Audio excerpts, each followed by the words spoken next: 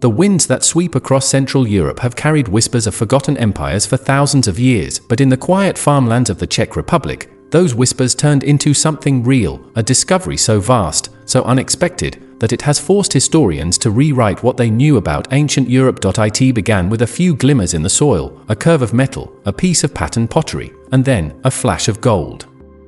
Archaeologists had no idea that beneath their boots lay the buried remains of an entire Celtic settlement, lost for more than 2 millennia. You're watching Biography Plus. What they found beneath that field in Bohemia would shake the very idea of who ruled Europe before the Romans came. As excavation began, the earth began to give up its secrets layer by layer. Walls emerged, foundations of homes, workshops, and temples from a world that had existed 2,200 years ago.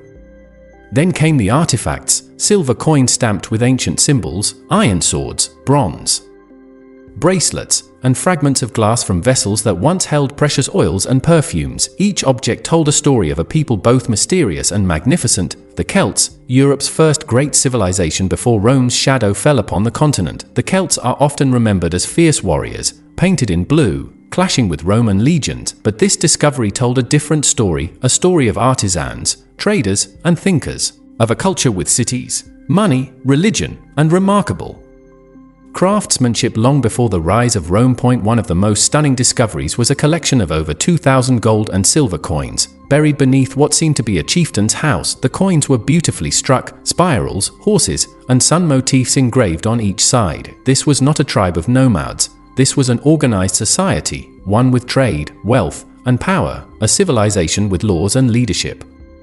What stunned scientists even more was that these coins matched others found hundreds of kilometers away in France and Germany. It proved something incredible, that the Celts of Central Europe were not isolated, but part of a vast and connected world, a network of tribes bound by trade, culture, and shared belief. For decades, historians believed that Celtic life in this region was primitive, a scattering of small settlements, but the site in Bohemia, as it came to be called, revealed stone-paved streets, wooden fortifications, and evidence of urban planning centuries before the Romans built their cities. This was not a village. It was a city, a Celtic city. The excavation deepened, and so did the mystery beneath the city's central square. Archaeologists discovered a ritual pit, filled with charred remains of animals, and the bones of humans. The arrangement was deliberate. Some were buried with jewelry, others with weapons. It appeared that these were offerings, sacrifices to gods whose names have long been forgotten. The Celts believed that life and death were merely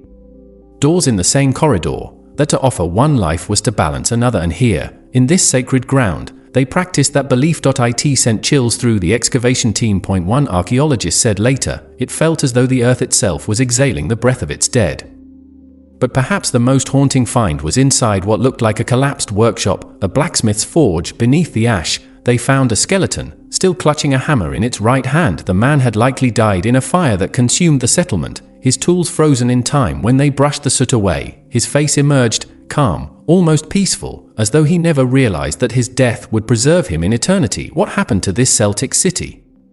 Why did it vanish so completely that, for over 2,000 years, not even a legend remained? The answer, like much of history, lies in fire and conquest. Sometime around the 2nd century BC, as the Romans expanded northward, Celtic tribes began to fall. Their cities were destroyed, their people scattered or enslaved. The city in Bohemia likely burned during one of these invasions, its walls collapsing, its people buried beneath rubble and time. But even in destruction, it endured, preserved by the soil, hidden from the eyes of empires that rose and fell above it. When the first aerial drone images of the excavation were released, the world was stunned. Aerial mapping showed outlines of temples, workshops, homes, and what appeared to be a market square. Some called it the Celtic Pompeii. For historians, it was like finding a missing chapter in Europe's origin story, proof that the Celts were not just tribes of warriors but architects of civilization. One historian wrote, every coin, every wall, every buried tool whispers that civilization did not begin in Rome, it began here, among the Celts.